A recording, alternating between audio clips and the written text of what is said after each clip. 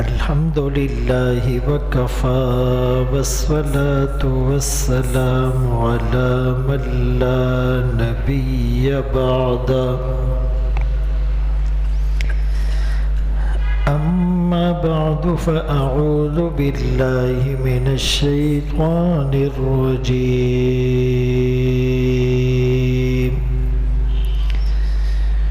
بسم الله الرحمن الرحيم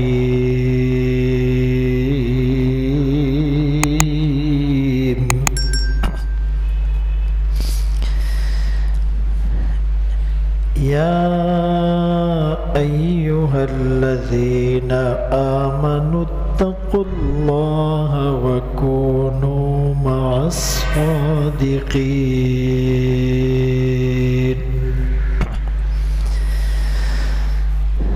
وقال النبي صلى الله عليه وسلم لا يؤمن أحدكم حتى يكون هواه تبعا لما جئت به أو كما قال عليه الصلاة والسلام صدق الله مولانا العظيم وصدق رسوله النبي الأمي الهاشمي المدني الكريم ونحن على ذلك لمن الشاهدين والشاكرين والحمد لله رب العالمين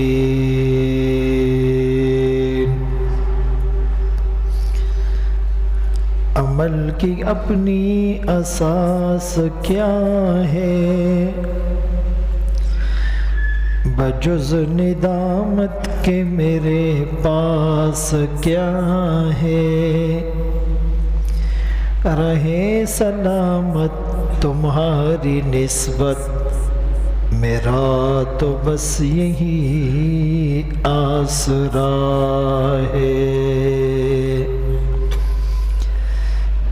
واجب الاحترام عزیزان گرامی، آپ کے سامنے قرآن کریم فرقان مجید کی سورہ توبہ کی ایک آیت کریمہ تلاوت کی، اور سرکار دو عالم تاجدار مدینہ محمد مصطفیٰ احمد مجتبیٰ صلی اللہ علیہ وسلم کی حدیث مبارکہ پیش کی۔ آج میرے بیان کا جو عنوان ہے کہ اللہ والوں کی نسبت اور ان سے تعلق کتنا ضروری ہے اور ان کے فضائل کیا ہیں۔ اس آیت کریمہ میں ایمان والوں کو تقوی اختیار کرنے کا حکم بھی دیا گیا، اور تقوی کا جو راستہ ہے، جو طریقہ ہے اللہ والوں کی صحبت، اسے اختیار کرنے کا بھی حکم دیا گیا۔ اللہ والوں سے نسبت اور تعلق ایسے ضروری ہے جیسے بجلی کے لیے کنیکشن ضروری ہوتا ہے۔ ایک آدمی نے اگر بجلی کا کنیکشن لے لیا ہے تو اس کے گھر بجلی بھی آئے گی، پنکھا چلے گا، لائٹ روشن ہوگی، فریج چلے گا۔ اگر لوڈ شیڈنگ بھی ہوگی تو اس کو امید تو ہوگی کہ لائٹ آ جائے گی، کمرہ روشن ہو جائے گا، پنکھا چلنے سے گرمی ختم ہو جائے گی، اے سی چلنے سے ٹھنڈک محسوس ہوگی، ہیٹر آن ہونے سے سردی سے محفوظ رہ جائیں گے۔ لیکن جس کے گھر کنیکشن ہی نہ لگا ہو اس کو تو کوئی امید ہی نہیں ہوگی۔ تو جس آدمی کا اللہ والوں کے ساتھ، علماء کے ساتھ کنیکشن ہوگا، اگرچہ وہ کمزور کیوں نہ ہو لیکن امید باقی ہوگی، امید کی شمع روشن ہوگی۔ وابستہ رے شجر سے امید بہار رکھ، جو پتا ٹہنی اور شاخ کے ساتھ جڑا رہتا ہے وہ سرسبز اور شاداب رہتا ہے۔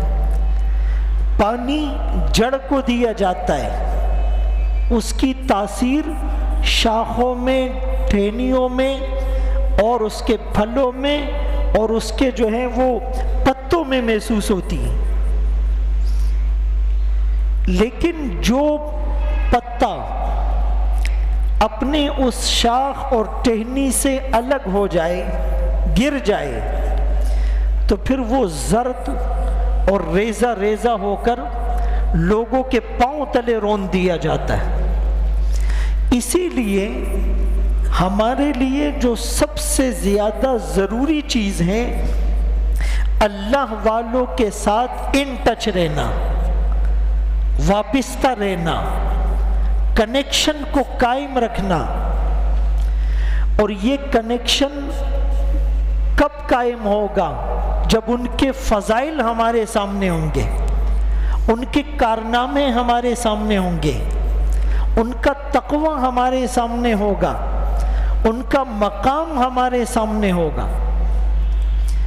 اسی لیے آج میں جس ہستی کا ذکر کرنے جاؤں گا وہ امام ابو حنیفہ رحمۃ اللہ علیہ، جن کی فقہ پوری دنیا میں سب سے زیادہ مقبول ہے۔ کہ امام ابو حنیفہ رحمۃ اللہ علیہ کا علمی مقام کیا تھا، ان کے کارنامے کیا تھے، ان کے تقوی اور دیانت کا عالم کیا تھا۔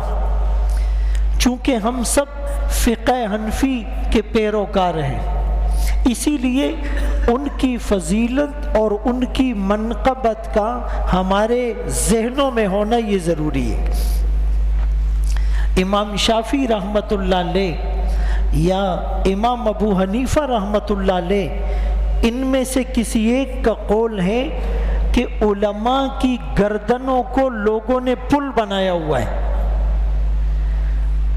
علماء کے فتووں کی بنا پر یا تو لوگ جنت میں جا رہے ہیں یا جہنم میں جا رہے ہیں۔ وہ کوئی معمولی منصب نہیں ہے، ان کی کوئی معمولی ذمہ داری نہیں ہے، ان کے کاندھوں پر بہت بڑی ذمہ داری ڈال دی گئی ہے۔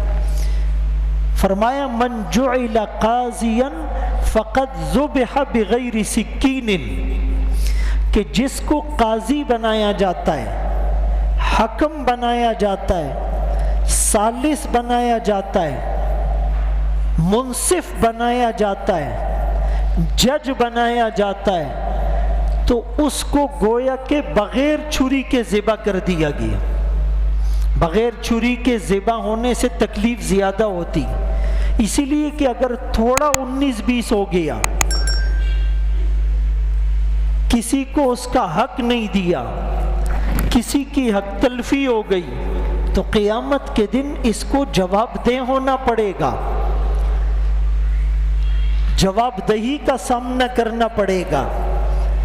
تو اسی لیے علماء ایک بہت بڑے منصب پر فائز ہیں، وہ پوری احتیاط، دیانت اور ذمہ داری کے ساتھ اللہ کا دین صحیح طریقے پر لوگوں کو پہنچانے کی کوشش کرتے ہیں۔ اور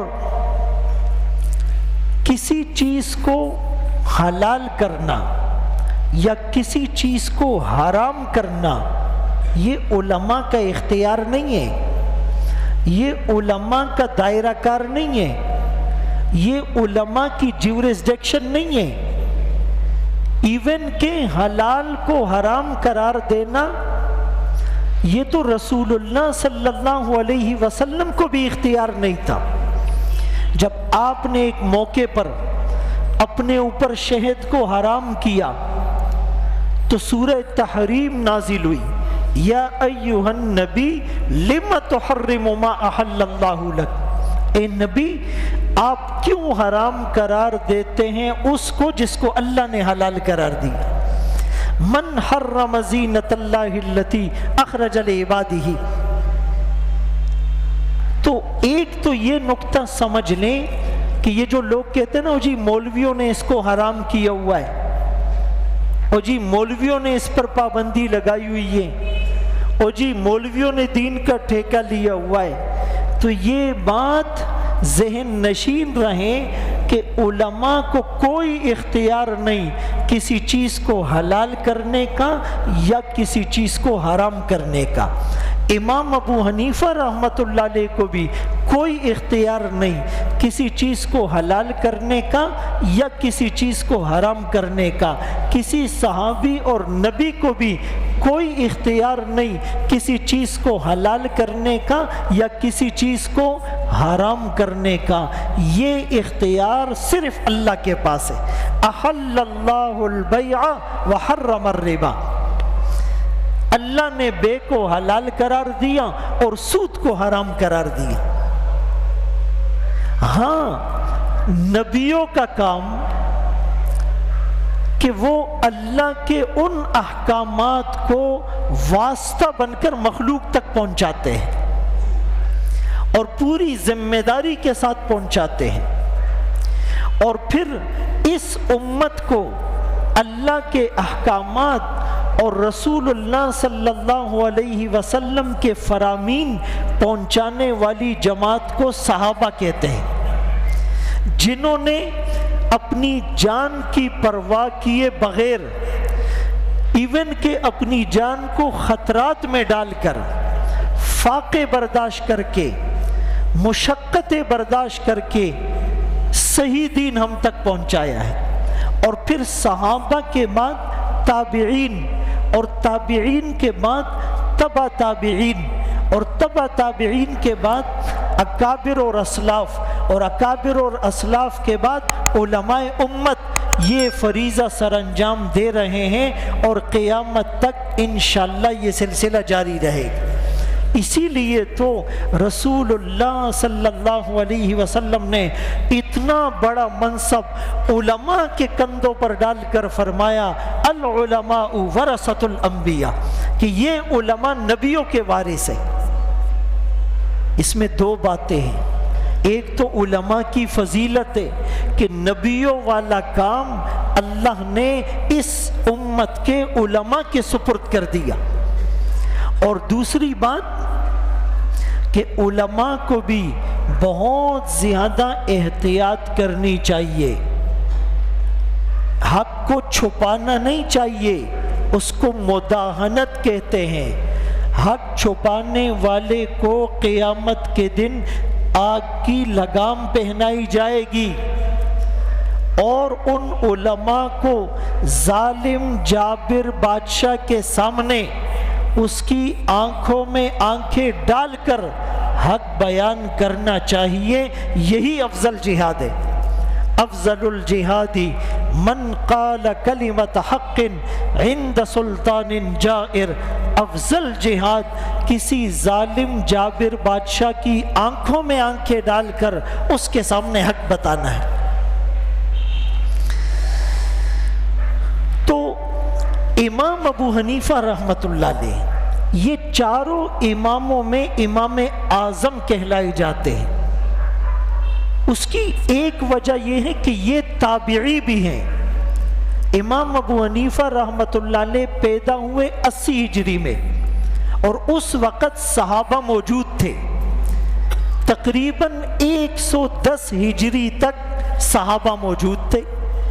گویا کہ امام ابو حنیفہ رحمۃ اللہ علیہ کی زندگی کے جو 30 سال گزرے ہیں وہ صحابہ کے درمیان گزرے ہیں۔ امام ابو حنیفہ رحمۃ اللہ علیہ نے جو پہلی حدیث اور پھر آگے علم حاصل کیا، اس میں بہت سے صحابہ ان کے استاد ٹھہرے۔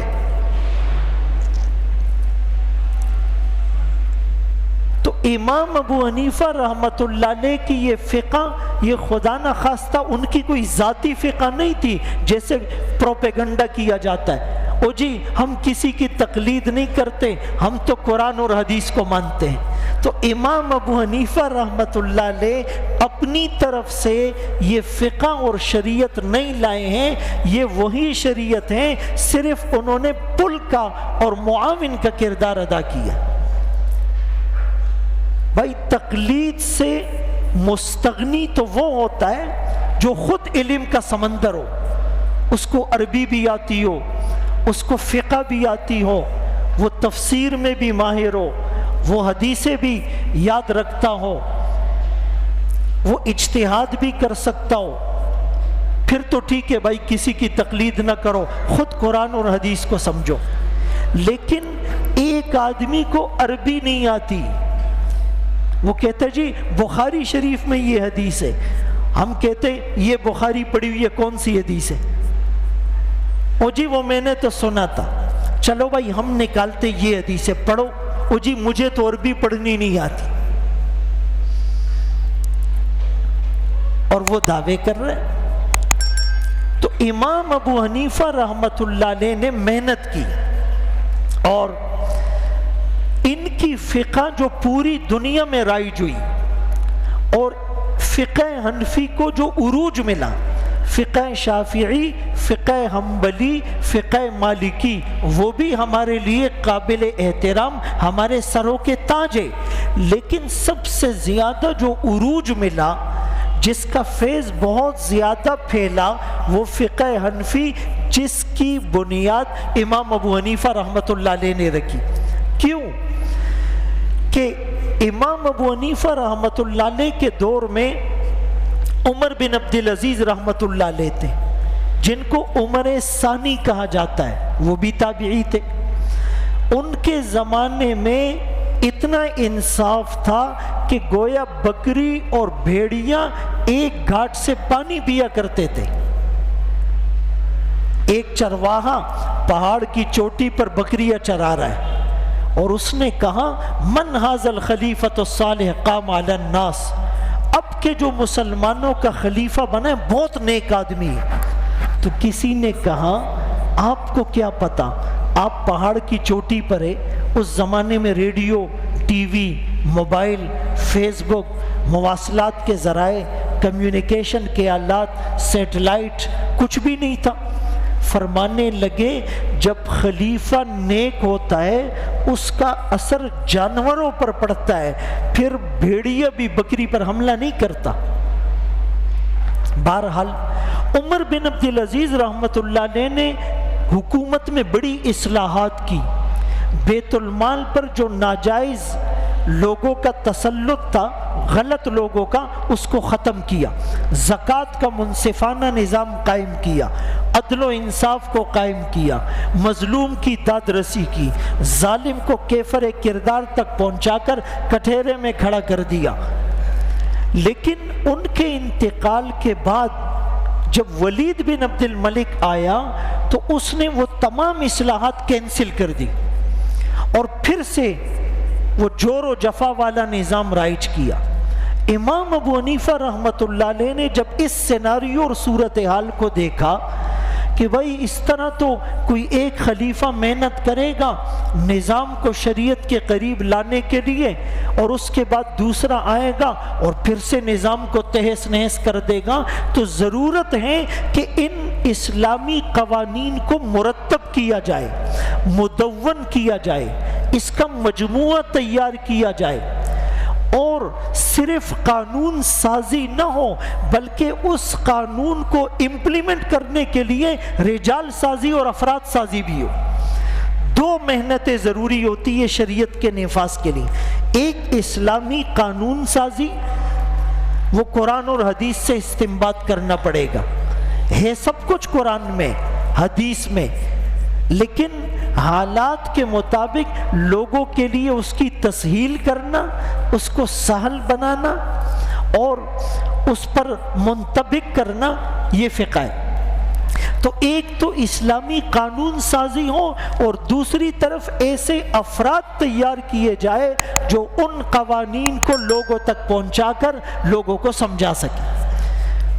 تو 40 رکنی علماء کی امام ابو حنیفہ رحمۃ اللہ علیہ نے ایک کمیٹی بنائی اور انہوں نے برسہاں برس ارکریزی اور محنت کر کے 80,000 دفعات کا ایک مجموعہ تیار کیا کہ اگر فرض کرے طہارت کے مسائل ہیں، پانی نہ ملے تو کتنی تلاش کے بعد پھر تیمم کا حق ہے، پھر اس کے بعد کپڑے پر ناپاکی لگ جائے تو نجاست غلیظہ کیا ہے، خفیفہ کیا ہے، پھر زمین کو پاک کرنے کا طریقہ کیا ہے، وغیرہ وغیرہ.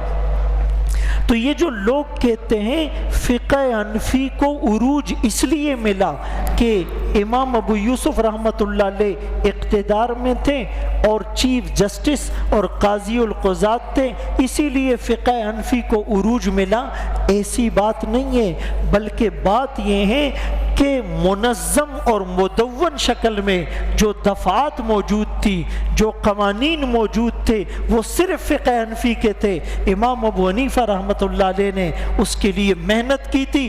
اسی لیے جب کوئی ریاست وجود میں آتی ہے تو ان کو ایک مسودے کی ضرورت ہوتی ہے، دستاویزات کی ضرورت ہوتی ہے، ڈاکومنٹیشن اور ڈاکومنٹس کی ضرورت ہوتی ہے، تب اس کو اپلائی کرنا آسان ہوتا ہے.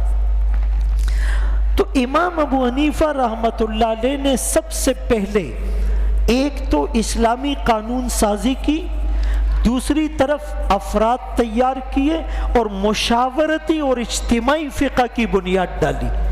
یعنی فقہ حنفی فقہ شخصی نہیں ہے کہ امام ابو حنیفہ رحمۃ اللہ علیہ نے مسئلے کو سمجھا اور سب کو کہا اس پر عمل کرو اور سب آنکھیں بند کر کے اس پر عمل کرنے لگے. نہیں، بلکہ جیسے علماء کی انہوں نے کمیٹیاں بنائی تھی، جب کسی مسئلے پر بحث ہوتی تو سب کو کھل کر اظہار خیال کا موقع ملتا. بھائی مجھے یہ مسئلہ یوں سمجھ آ رہا ہے. امام ابو یوسف رحمۃ اللہ علیہ، امام محمد رحمۃ اللہ علیہ، امام ظفر رحمۃ اللہ علیہ، یہ حضرات ان کے شاگرد تھے، ان کو بھی اعتراض کا حق تھا. وہ کہتے استاد صاحب یہ بات ایسے نہیں ہے، ایسے ہیں. تیسرا کہتا ہے یہ بات ایسے نہیں ہے، ایسے ہیں.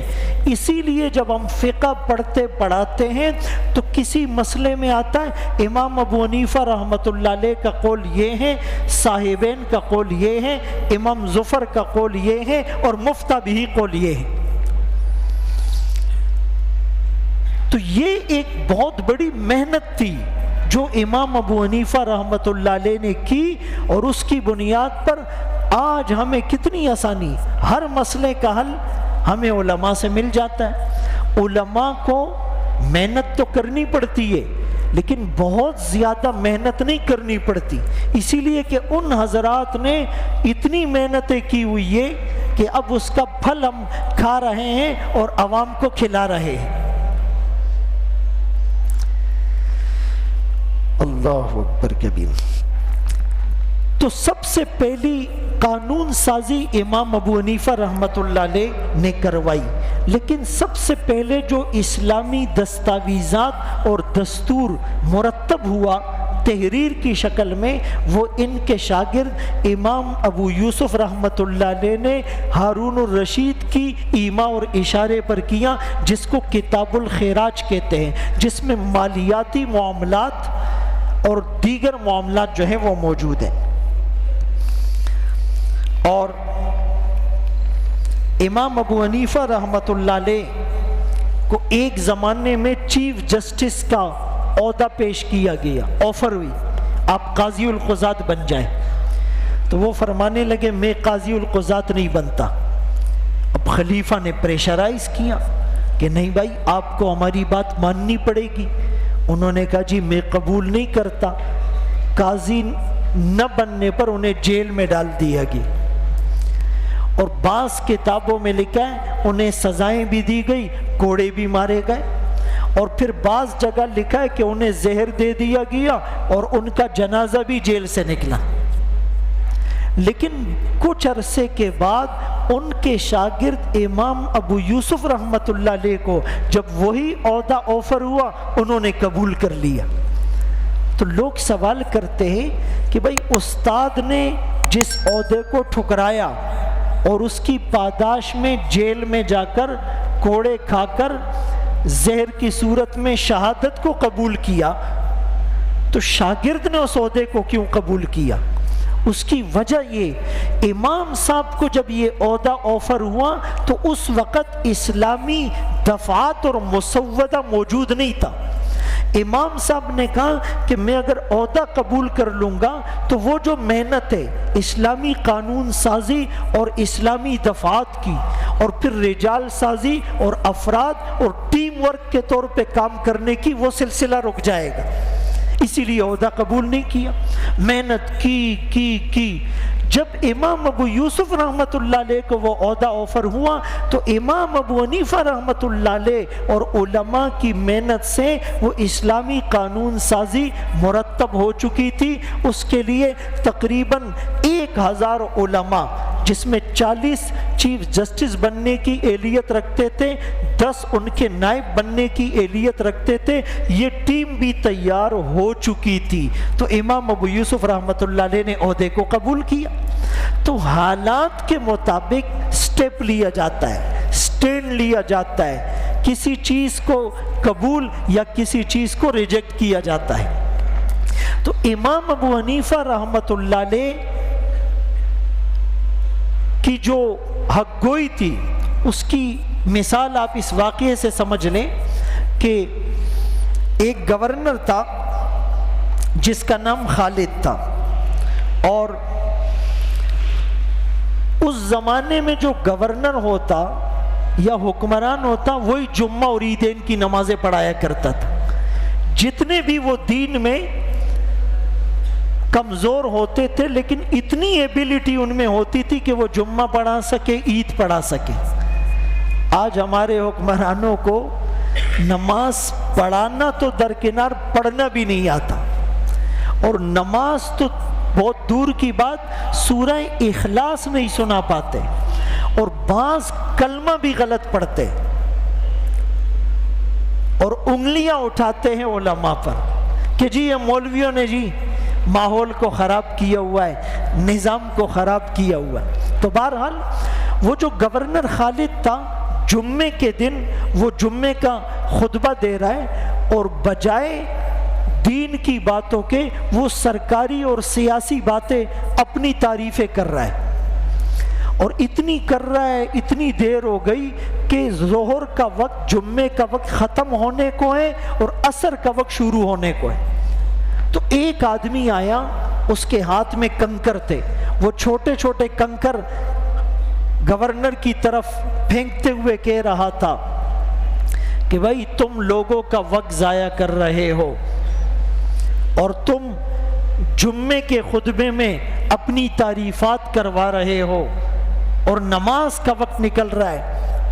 تو اس وقت تو گورنر نے نماز پڑھا لی، سپاہیوں کو اشارہ کیا اس آدمی کو گرفتار کرو۔ جس آدمی کو گرفتار کیا اس کا نام امام ابو حنیفہ رحمۃ اللہ علیہ۔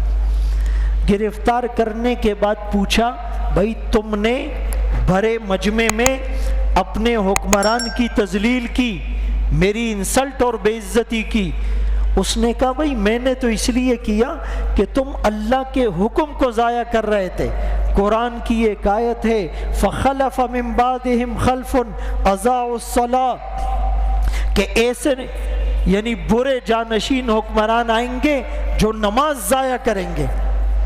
تو آپ نماز ضائع کر رہے تھے، اور ایک عالم ہونے کی حیثیت سے برائی سے روکنا اور اچھی بات کا حکم کرنا اور جابر بادشاہ کے سامنے حق بات کہنا، یہ میرا فرض تھا جو میں نے ادا کیا۔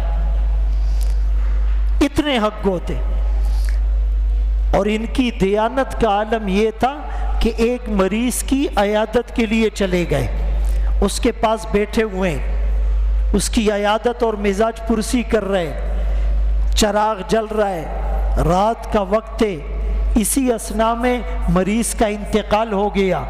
جیسے ہی انتقال ہوا، امام ابو حنیفہ رحمۃ اللہ علیہ نے چراغ بجھا دیا اور کسی دوسرے ساتھی کو کہا جا کر میرے پیسوں سے دوسرا چراغ لاؤ۔ کسی نے پوچھا یہ کیوں؟ کہا جب تک چراغ جل رہا تھا یہ مالک تھا، اس کے انتقال کے بعد اس کی ملکیت ختم، اب اس کا مالک اس کے ورثاء ہیں، یہ مشترکہ ملکیت ہے اور ان کی اجازت کے بغیر اس کا استعمال جائز نہیں۔ ایک طرف اتنی احتیاط اور اتنا تقوی اور اتنی پرہیزگاری، اور دوسری طرف ہم اپنا حال دیکھیں، اپنے معاشرے کا حال دیکھیں، اپنے حکمرانوں کا حال دیکھیں۔ میں تو اکثر یہ کہا کرتا ہوں، حکمرانوں کو تو ہم نے موضوع بحث بنایا ہوا ہے، ہم خود کون سے اچھے ہیں؟ ہر آدمی اپنے لیول پر اپنی بساط کے مطابق پوری کرپشن کر رہا ہے۔ وہ کہتے ہیں نا پوری ایمانداری کے ساتھ کرپشن کر رہے ہیں، جس کا جہاں تک بس چلتا ہے وہ ڈنڈی مار رہا ہے، پھر کہتے جی نظام صحیح نہیں ہو رہا ہے، حکمران اچھے نہیں ہیں اور ہمارا ملک دن بدن زوال پذیر ہو رہا ہے۔ میرے محترم دوستو، بھائیو، بزرگوں، اگر ہم اپنے ان اکابر اور اسلاف کی تاریخ سے واقف ہو جائے، ان کے کارنامے ہمارے سامنے ہو، ان کی محنتیں اور ان کی مشقتیں ہمارے سامنے ہوں، تو پھر ان کی عظمت دل میں آئے گی۔ جب ان کی عظمت دل میں آئے گی تو پھر ان کے نقش قدم پر چلیں گے، ورنہ ایسا ماحول بنایا جا رہا ہے کہ ہمیں ہمارے اکابر اور اسلاف سے بدظن کرنے کے لیے جتن کیے جا رہے ہیں، حربے آزمائے جا رہے ہیں، اپنا طریقہ واردات بدل کر باطل محنت کر رہا ہے۔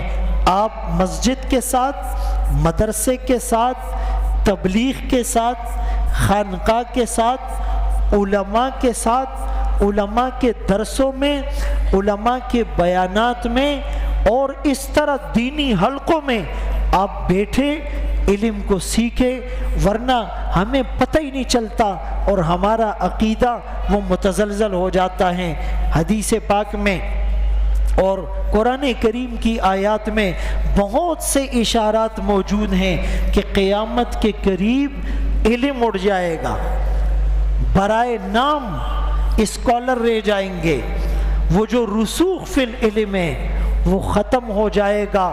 ایسے لوگ آئیں گے جو بغیر علم کے فتویٰ دیں گے، لوگ ان سے مسائل پوچھیں گے، لوگ ان سے دینی رہنمائی لیں گے، لوگ ان کو اپنا مقتدیٰ، پیشوا، رہبر اور رہنما بنائیں گے، جن کے پاس علم نہیں ہوگا، بغیر علم کے وہ فتویٰ دیں گے، خود بھی گمراہ ہوں گے، تمہیں بھی گمراہ کریں گے۔ اسی لیے قرآن میں فرمایا فَاسْأَلُوا عَلَى الذِّكْرِ، علم والوں سے سوال کرو۔ جیسے میں نے عرض کیا کہ ہر آدمی دینی مسائل پر وہ ڈیبیٹ کرتا ہوا نظر آتا ہے، دین کے بڑے اہم مسائل پر ہر آدمی اپنی قیاسہ رائیہ کرتے ہوئے نظر آتا ہے، میرے ذوق کے مطابق، کہتے میرے فہم کے مطابق، کہتا ہے مجھے یہ بات اس طرح سمجھ آئی، کہتے میری عقل اس کو نہیں مانتی، کہتے یہ لوجک کے خلاف ہے۔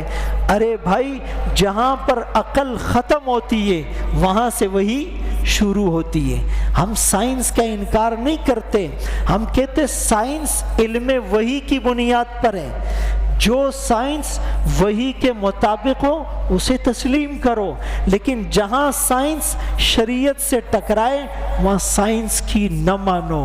اسی لیے کہ آج تک آپ سائنس کی کتابوں میں پڑھیں گے اس میں آسمان کا ذکر نہیں ہے، آسمان جس کو سکائی کہتے ہیں اور عربی میں جس کو سما کہتے ہیں، سائنس میں اس کا ذکر نہیں ہے، سائنس میں خلا کا ذکر ہے۔ اوپر کیا ہے؟ خلا ہے، اوپر اوپر کیا ہے؟ ستارے، اس سے اوپر کیا ہے؟ چاند ہے، اس سے اوپر کیا ہے؟ سورج ہے، اس سے اوپر کیا ہے؟ عطارد ہے، زحل ہے، مشتری ہے، اس سے اوپر کیا ہے؟ خلا ہے، اس سے اوپر کیا ہے؟ خلا ہے، اس سے اوپر کیا ہے؟ خلا ہے۔ سائنس آسمان کو یا فرشتوں کو یا جنت اور جہنم کو ڈسکس نہیں کرتی۔ اس کی مثال یہ ہے کہ ایک آدمی پوری زندگی منوڑا میں رہا ہے، وہ کبھی کراچی سے باہر بھی نہیں گیا، اب وہ کشتی میں بیٹھتا ہے، جاتا ہے، مچھلیاں پکڑ کے واپس آ جاتا ہے۔ اس سے کوئی پوچھے بھائی آگے کیا ہے، وہ کہیں گا پانی ہے۔ اس سے آگے کیا ہے، وہ کہتا ہے پانی ہے۔ اس سے آگے کیا ہے، وہ کہتا ہے پانی ہے۔ وہ کہتا ہے بھائی جتنا بھی آگے جاؤ پانی ہی پانی ہے، وہ کبھی باہر نکلا نہیں ہے۔ اسی لیے سائنس آپ کو ایک جگہ تک لے جا کر بریک کر دے گی، بس آگے خلائے خلائے۔ یہ باتیں ہمیں وحی سے پتہ چلی ہیں۔ رسول اللہ صلی اللہ علیہ وسلم معراج کی رات میں اللہ نے جو سیر کرائی آسمانوں تک لے جا کر، اور پھر نبیوں سے ملوا کر، اور پھر جنت اور جہنم کے تذکرے کروا کر جب آقا واپس آتے ہیں تو ہمیں بتایا کہ ارے اس سے آگے اور جہاں بھی ہیں۔ اسی لیے میرے دوستو، قرآن اور حدیث کو سمجھے بغیر آپ صرف سائنس میں غوطے لگاؤ گے، بہت سے لوگ ملحد ہو چکے، بہت سے لوگ دیریے ہو چکے، بہت سے لوگ ایتھیسٹ ہو چکے ہیں۔ اسی لیے آپ بھی علم حاصل کر کے اپنے ایمان اور عقیدے کی حفاظت کریں۔ اللہ ہم سب کو ان باتوں پر عمل کی توفیق نصیب فرمائے۔ وآخر دعوانا ان الحمدللہ۔